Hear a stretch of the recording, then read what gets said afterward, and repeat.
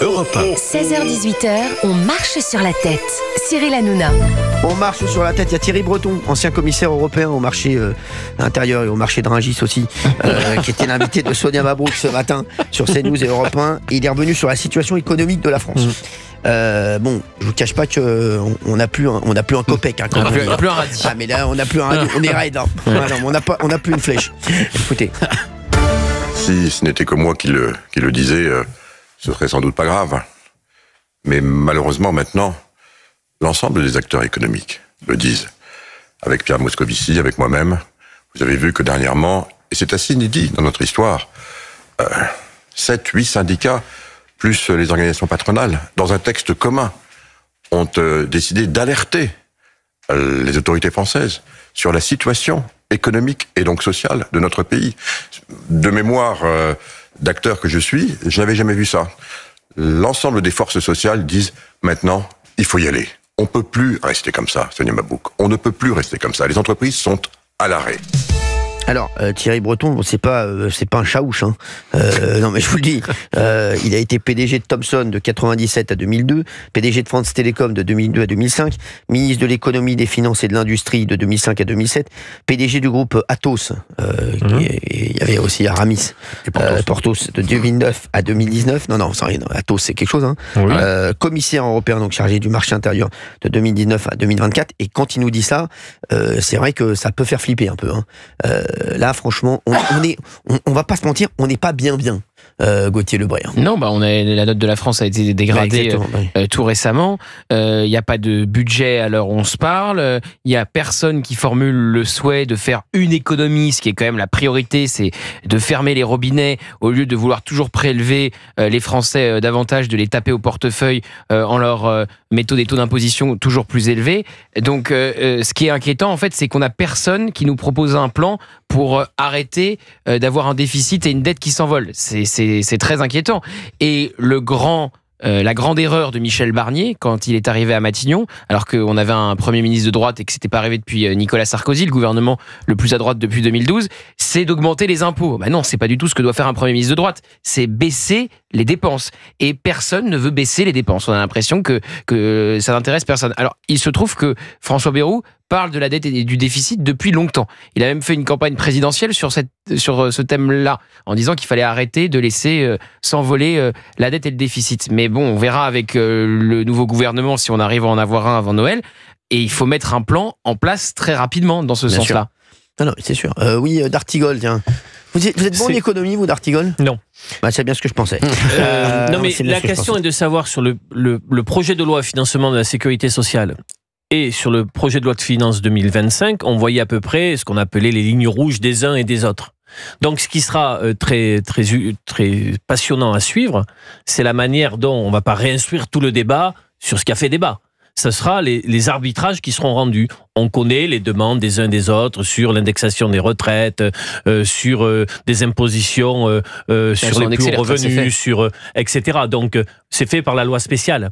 Mais après, il faudra donc voir ce qui est décidé pour la suite. Donc, il y aura des arbitrages à rendre. On connaît bien les lignes du Rassemblement national, de LR, du Parti socialiste. Donc on verra, je pense aujourd'hui que ça va pencher à droite. C'est sûr, puisque les socialistes ont dit qu'ils allaient censurer François Bayrou à la sortie de la Réunion ce soir. Donc c'est sûr. C'est la preuve qu'il fallait... on a perdu un temps de dingue à vouloir faire la danse du ventre devant les socialistes. Mais Emmanuel Macron lui-même, il était obsédé par le pouvoir de censure de Marine Le Pen, son pouvoir de vie ou de mort après ce qu'elle a fait à Michel Barnier. On peut le comprendre. Donc il s'est dit, il faut ouvrir vers la gauche. Donc prendre quelqu'un plutôt au centre de l'échiquier politique. Et on voit que ça a échoué, puisque à l'instant, Olivier Faure dit le PS n'a pas trouvé de raison de ne pas censurer François Bayrou. Donc ça veut dire qu'ils vont censurer. Voilà. Après, il y a plusieurs raisons pour lesquelles c'est catastrophique. Effectivement, quand Thierry Breton prend la parole ce matin, on se dit que c'est encore pire que ce qu'on peut imaginer. Ouais. Parce que lui, il est... En plus, ce que j'aime bien dans ce qu'il dit aussi, c'est qu'en fait, il est transpartisan. C'est-à-dire qu'il parle de Moscovici, il parle donc de lui-même, de son expertise. En fait, j'ai l'impression que tout le monde s'accorde à dire qu'il faut vraiment trouver des solutions. Mais après, il y a qu'un faucon. C'est-à-dire que quand Monsieur Barnier, avant qu'il soit au gouvernement... Il y avait un faucon. Oui, pas un Falcon. Mais avant que M. Barnier soit au pouvoir, il dit oui, il faut faire des économies, il faut faire des économies, il faut faire des économies. Bien sûr. Et après, en fait, ils annoncent autre chose. Et j'ai l'impression qu'en fait, après, ils sont dans une sorte de déni du réel et ils font exactement le contraire de ce qu'on attendait. Et il y a un autre truc que j'ai entendu qui me paraît très intéressant, c'est que, ok, on a des problèmes économiques, mais en plus, au vu de la situation aujourd'hui politique de la France, les Français sont très inquiets. On est en période de Noël et quand bien même il y a des pouvoirs d'achat, les gens ne dépensent pas d'argent. C'est-à-dire qu'aujourd'hui, les gens vraiment épargnent. Il y a un taux d'épargne qui est record. Exactement. Et ça, c'est catastrophique aussi parce qu'évidemment, il n'y a pas de croissance, il n'y a pas de dépenses. Donc, c'est catastrophique pour tout le monde. Certains veulent aller taper l'épargne des Français. Hein. Oui. Sandrine Rousseau avait proposé d'aller s'en prendre à l'épargne des Français. Ce qui est une folie totale. C'est sûr. Les dépenses, non mais les dépenses. Est-ce que quelqu'un... Sandrine Rousseau, j'ai vu l'extrait là sur BFM avec Julien Audoul, c'était incroyable. Avec Manon Aubry, quand Julien Audoul, détendez-vous, prenez un verre d'eau. Et il y a quand même le gars, le journaliste, qui lui dit non mais attendez, vous pouvez pas parler comme ça. Non mais vous avez dit sexiste. Non mais c'était incroyable. Non mais franchement, ça c'est très drôle. C'est une petite scène pour moi de comédie humaine. Ah mais oui, c'est ça. Il y a que des postures dans cette scène. C'est insupportable. Ce n'est que de la posture. Ça n'est que de la posture, exactement. Mais il faut surtout quel manque de sincérité. Ne pas être pris pour un sexiste en laissant passer quelque chose qui ne l'est absolument pas. Je ne sais pas si les auditeurs l'ont vu, c'était sur BFM dans une émission inaudible. Vraiment inaudible l'émission. Grand chahut, catastrophique cette émission, c'est la pire émission du PAF actuellement. C'est pas lisible. Je ne sais pas si vous l'avez écouté, et si vous l'avez vu cette émission, j'espère que non, les auditeurs d'Europe 1, vous avez peut-être vu cet extrait passer. C'est donc Manon Aubry qui s'énerve après Julien Audoul. C'est elle qui attaque. Mais c'est elle qui attaque et qui commence à lui gueuler dessus. Qui lui dit ça suffit. Exactement. Et quand même les deux s'énervent ensemble, on n'a pas tout de suite à bondir. Non, mais il s'est pas énervé, Julien Audoul. Il lui a dit calmez-vous, prenez un verre d'eau. Et là, il y a le journaliste Benjamin Duhamel. Bon, le stagiaire, donc qui est là et qui dit calmez-vous, vous pouvez pas parler comme ça à une femme, on peut pas lui dire détendez-vous, prenez un verre d'eau. Non mais attendez, vous savez dans quel monde on vit et c'est tellement de l'insincérité. Ça me rend fou. Ce jeu de dupe, mais c'est insupportable. Ce cas de catastrophique, Cyril, notamment au moment de l'affaire Pellico qui est dans l'actu, c'est que les violences sexistes et sexuelles sont une réalité dans notre société. Elles sont le plus souvent très très graves. Donc, il ne faut pas jouer avec ce sujet-là. Or là, demander à quelqu'un prenez un verre d'eau, c'est pas sexiste. C'est pas une violence sexiste. Donc, les personnes qui sont censées... Il dit, vous pouvez pas parler comme ça. Donc, ça abîme le combat. Vous pouvez pas parler comme ça, d'autant plus que c'est deux femmes, il lui dit à un moment. Mais alors, au contraire, c'est deux femmes sur le plateau. C'est le comble du sexisme de dire on va pas parler de la même façon à un homme ou à une femme. Excusez-moi. Les femmes, on doit les considérer et ce sont voilà. C'est l'égal de l'homme. C'est pareil. Non, mais c'est pareil. Moi, je fais pas la distinction, et Géraldine est bien placée pour le savoir. Je parle de la même façon à Géraldine qu'à Gilles Verdez. Et je pense qu'au contraire, si je vous parlais autrement, Géraldine, je pense qu'il y aura un problème. Au contraire, c'est que vraiment là, parce que moi, je ne fais pas la différence entre Géraldine et Gilles Verdez. Pour moi, voilà, c'est pareil. Non, mais c'est vrai. Enfin, sinon, c'est une insulte à notre intelligence, à notre répartie, à notre manière de nous défendre et tout ça. Donc voilà, effectivement. Et je trouve que le mot idéal, c'est celui qu'a utilisé Gauthier, c'est une posture. En fait, c'est une posture pour les plateaux télé. Je t'aime beaucoup, Géraldine. Mais c'est vrai. Merci. Posture. Pour faire genre, pour faire bien, pour être dans la bien-pensance, dans l'air du temps. Quand on dit à une femme calmez-vous ou prenez un verre, moi ça pourrait m'arriver, moi c'est un débat à dire à une femme, une chroniqueuse comme ça, calme-toi, mais c'est vécu comme s'il y avait t'es hystérique, tu sais pas tes trucs, donc c'est... Mais moi je peux le dire à Gilles Verdez, calme-toi, prends tes médicaments, voilà. Et je le dis, il dit pas mon Dieu qu'est-ce que tu détestes les hommes. C'est insupportable, c'est insupportable. En fait, les vrais féministes ne devraient pas être sur ce type de sujet. Mais bien sûr, exactement, bravo. Et il est bon d'article. Mais les vrais féministes, les néo-féministes les plus radicales, elles ont été pour le coup pas du tout au rendez-vous de rien. On est sur Europe 1, bien entendu, avec Géraldine Maillet qui fait son arrivée dans l'émission, puisque j'ai Valérie Benaïm. Je vous rappelle que Valérie Benaïm est actuellement. Elle est au. Non, mais c'est vrai, un concours de frisbee là. Voilà, elle revient vite. Valérie, on l'embrasse. 01 80 20 39 21, 01 80 20 39 21. Vous nous appelez. Il y a Daniel qui est avec nous en ligne de Tours. On embrasse tous les habitants de Tours, les Touranes. C'est ça, Tourangeau. Je sais, Daniel. Bien sûr. Comment ça va, Daniel? Merci d'être avec nous sur Europe 1. Ça va, impeccable. Bonjour à toute l'équipe. Merci, bonjour. Daniel. Bonjour. Vous avez vu le sondage? Il est incroyable le sondage. Enfin, pas le sondage, le classement de Marianne, parce que vous avez vu dans les 4 premiers, des gens qui. C'est quoi? C'est l'influence. L'influence. Premier, Vincent Bolloré. Deuxième, Marine Le Pen. Troisième, moi je suis très ma pomme. Quatrième, Jordan Bardella. C'est incroyable. Et 5e, Mélenchon. Et Pascal, il est 6e. Oui, Daniel. Non, 7e. 7e. 6e. Mélenchon, il n'a pas sa place là. Daniel, je le sentais, Daniel. Vous savez que Daniel, je vous attendais au tournant, je l'ai cité juste pour vous chauffer un peu. Et j'entendais ce que tout le monde disait tout à l'heure sur, je ne sais même plus son nom, qui est passé à BFM là. Ah oui. Moi, je trouve que LFI, on ne devrait même plus les passer à la radio, à la télé. On aurait les effacés. Comme ça, on parle plus d'eux. Terminé. Ils font ce qu'ils veulent, ils font leur vie, et puis ils nous laissent tranquilles. Non, mais Daniel, c'est insupportable cette volonté de buzz, cette volonté de bordélisation du plateau. Parce que moi, j'ai vu la scène avec Julien Audoul. Julien Audoul, franchement. Il lui dit rien, non mais c'est juste un débat politique et il y a pas de et elle tout de suite elle commence à se mettre à gueuler sur le plateau, donc elle avait préparé son coup croyez-moi, ils se sont dit c'est voilà, ils se disent on va un peu comme à l'Assemblée nationale comme un peu partout pareil. Moi, je pense qu'il devrait faire des contrôles d'alcool ou contrôle de dopage, peut-être en surdose. C'est fou, c'est fou. C'est fou. Ouais. On va revenir à M. Bayrou, là. Oui, allez-y, on va revenir. J'adore parce que Daniel, il fait le conducteur de l'émission. Allez, on va revenir avec M. Bayrou. On arrête les conneries. Je ne suis pas le conducteur de l'émission, mais rien que d'entendre l'extrême gauche, je me rend malade. Sinon, M. Bayrou, je pense qu'il va faire son petit discours le 14 janvier, je crois, puis après, il va retourner à Pau. S'il est censuré, oui. Je pense. Vous pensez que ça ne durera pas plus longtemps? Non, je pense pas. Et c'est même possible que dimanche, Macron n'accepte pas sa liste. Ah bah oui. Ça, c'est plus compliqué. Ça, c'est un scénario improbable. Oui, il acceptera. Moi, je pense qu'il va dire on va se voir pendant les vacances. Et puis, il va donner sa liste des. Vous voulez que je vous dise la vérité? Je suis pas complètement pas d'accord avec Daniel, moi. Moi, je pense qu'Emmanuel Macron, il n'a pas du tout apprécié le fait que François Bayrou se nomme lui-même Premier ministre. Donc, je peux vous dire qu'il va le faire galérer. Il va le faire galérer bien comme il faut. Et je suis un peu d'accord avec Daniel, moi. Ça m'étonnerait pas qu'Emmanuel Macron lui dise non. Cyril, vous connaissez bien la vie politique. S'il n'avait absolument pas voulu le nommer, il avait la possibilité de pas le nommer. En lui disant tes arguments ne pèsent pas.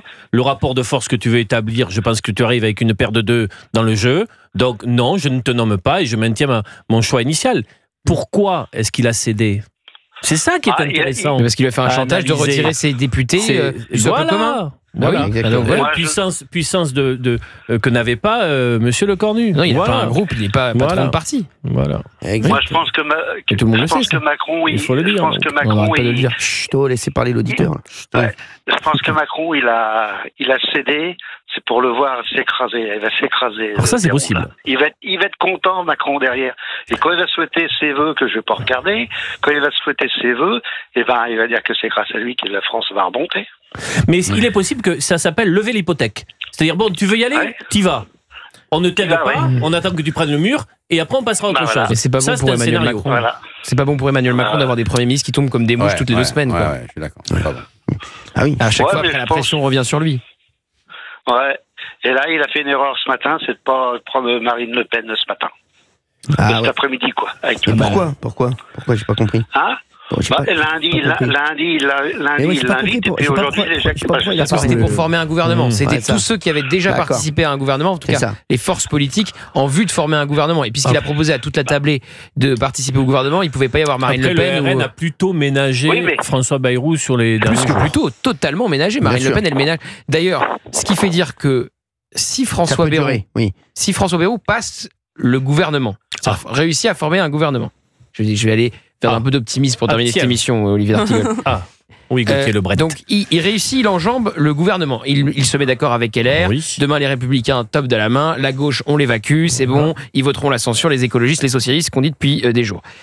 Donc, s'il passe cette première épreuve-là, et qui continue à consulter Marine Le Pen, à la traiter, et que Marine Le Pen veut apaiser en se disant je peux pas faire tomber un gouvernement toutes les 2 semaines, tout en ayant aussi les chances d'une présidentielle anticipée dans un coin de sa tête parce qu'elle a son procès, son futur judiciaire, donc elle ne peut pas non plus laisser François Bayrou dérouler tranquillement pendant 30 mois, mais peut-être qu'elle peut le laisser être présent à Matignon plus que Michel Barnier. Très bonne analyse, c'est ce que je dis depuis 10 jours. Avec un l'air faible. Très bonne analyse. Avec un l'air.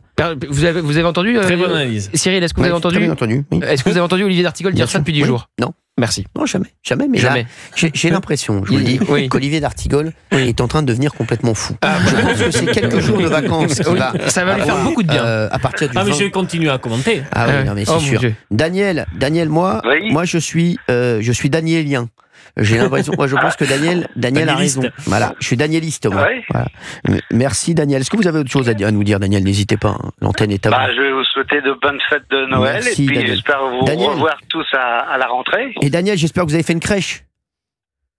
Une crèche? Non, j'avais pas fait. Moi j'en ai fait une là sur le plateau. Parce que j'adore, parce que ça emmerde tout le monde quand on fait des crèches. Tous les woks. Vous avez vu, il y a Beaucaire qui a tous les woks sont énervés. Donc moi j'arrête dès que je peux, je fais une crèche. Je vais même en faire une dans ma voiture, je crois.